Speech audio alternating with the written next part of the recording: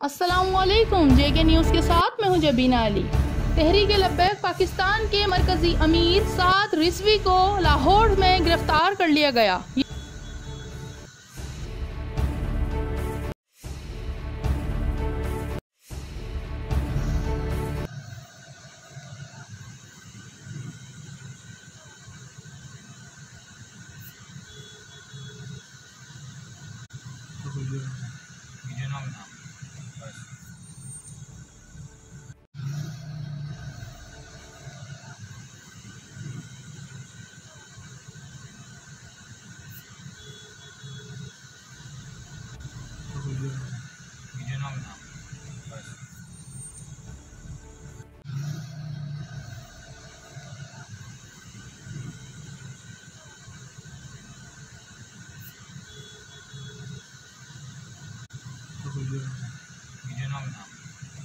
ये थी अब तक की ताज़ा तरीन